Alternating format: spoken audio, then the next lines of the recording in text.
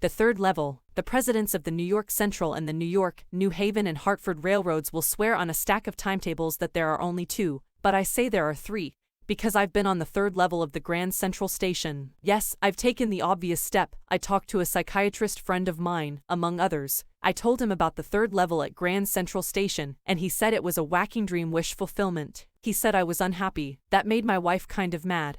But he explained that he meant the modern world is full of insecurity, fear, war, worry and all the rest of it, and that I just want to escape. Well, who doesn't? Everybody I know wants to escape, but they don't wander down into any third level at Grand Central Station. But that's the reason, he said, and my friends all agreed. Everything points to it, they claimed. My stamp collecting, for example, that's a temporary refuge from reality. Well, maybe, but my grandfather didn't need any refuge from reality. Things were pretty nice and peaceful in his day, from all I hear, and he started my collection. It's a nice collection too, blocks of 4 of practically every U.S. issue, first day covers, and so on. President Roosevelt collected stamps too, you know. Anyway, here's what happened at Grand Central. One night last summer I worked late at the office. I was in a hurry to get uptown to my apartment, so I decided to take the subway from Grand Central because it's faster than the bus. Now, I don't know why this should have happened to me. I'm just an ordinary guy named Charlie, 31 years old, and I was wearing a tan gabardine suit and a straw hat with a fancy band. I passed a dozen men who looked just like me. And I wasn't trying to escape from anything, I just wanted to get home to Louisa, my wife. I turned into Grand Central from Vanderbilt Avenue and went down the steps to the first level, where you take trains like the 20th century. Then I walked down another flight to the second level, where the suburban trains leave from, ducked into an arched doorway heading for the subway, and got lost.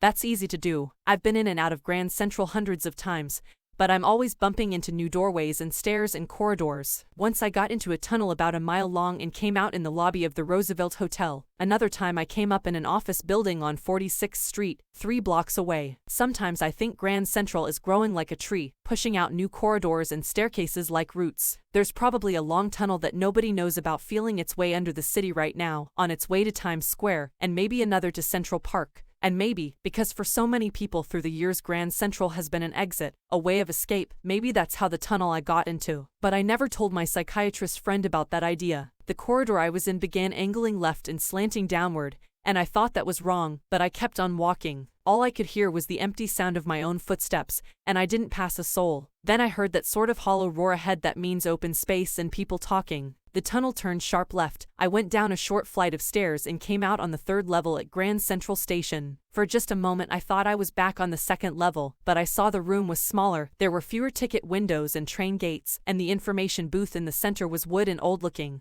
And the man in the booth wore a green eyeshade and long black sleeve protectors. The lights were dim and sort of flickering. Then I saw why. They were open flame gas lights. There were brass spittoons on the floor, and across the station a glint of light caught my eye. A man was pulling a gold watch from his vest pocket. He snapped open the cover, glanced at his watch and frowned. He wore a derby hat, a black 4-button suit with tiny lapels, and he had a big, black, handlebar mustache. Then I looked around and saw that everyone in the station was dressed like 1890-something. I never saw so many beards, sideburns and fancy mustaches in my life. A woman walked in through the train gate. She wore a dress with leg-off mitten sleeves and skirts to the top of her high-buttoned shoes. Back of her, out on the tracks, I caught a glimpse of a locomotive, a very small Courier and Ives locomotive with a funnel-shaped stack. And then I knew. To make sure, I walked over to a newsboy and glanced at the stack of papers at his feet. It was the World, and the World hasn't been published for years. The lead story said something about President Cleveland. I've found that front page since, in the public library files, and it was printed June 11, 1894. I turned toward the ticket windows knowing that here, on the third level at Grand Central, I could buy tickets that would take Louisa and me anywhere in the United States we wanted to go. In the year 1894, and I wanted 2 tickets to Galesburg, Illinois. Have you ever been there? It's a wonderful town still, with big old frame houses, huge lawns, and tremendous trees whose branches meet overhead and roof the streets. And in 1894, summer evenings were twice as long, and people sat out on their lawns, the men smoking cigars and talking quietly, the women waving palm leaf fans, with the fireflies all around, in a peaceful world. To be back there with the First World War still 20 years off, and World War II over 40 years in the future. I wanted to. The clerk figured the fare. He glanced at my fancy hatband, but he figured the fare, and I had enough for 2 coach tickets, one way. But when I counted out the money and looked up, the clerk was staring at me. He nodded at the bills. "That ain't money, mister," he said, "and if you're trying to skin me, you won't get very far," and he glanced at the cash drawer beside him. Of course the money was old-style bills, half again as big as the money we use nowadays, and different looking. I turned away and got out fast. There's nothing nice about jail, even in 1894. And that was that. I left the same way I came, I suppose. Next day, during lunch hour, I drew $300 out of the bank, nearly all we had, and bought old-style currency. You can buy old money at almost any coin dealers, but you have to pay a premium. My $300 bought less than 200 in old-style bills, but I didn't care. Eggs were 13 cents a dozen in 1894. But I've never again found the corridor that leads to the 3rd level at Grand Central Station, although I've tried often enough. Louisa was pretty worried when I told her all this, and didn't want me to look for the 3rd level anymore, and after a while I stopped. I went back to my stamps. But now we're both looking, every weekend, because now we have proof that the 3rd level is still there. My friend Sam Weiner disappeared. Nobody knew where, but I sort of suspected because Sam's a city boy, and I used to tell him about Galesburg. I went to school there, and he always said he liked the sound of the place, and that's where he is, all right, in 1894. Because one night, fussing with my stamp collection, I found, well, do you know what a first-day cover is? When a new stamp is issued, stamp collectors buy some and use them to mail envelopes to themselves on the very first day of sale, and the postmark proves the date. The envelope is called a first-day cover. They're never opened, you just put blank paper in the envelope.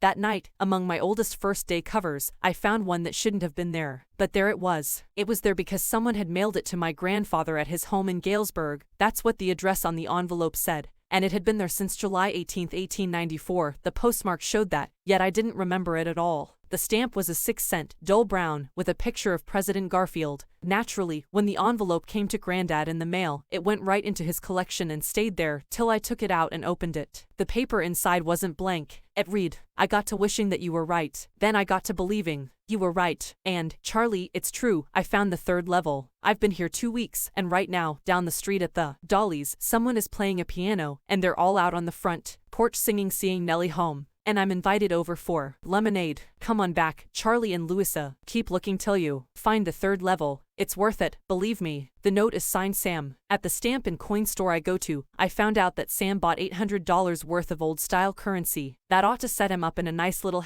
feed and grain business. He always said that's what he really wished he could do, and he certainly can't go back to his old business. Not in Galesburg, Illinois, in 1894. His old business. Why, Sam was my psychiatrist.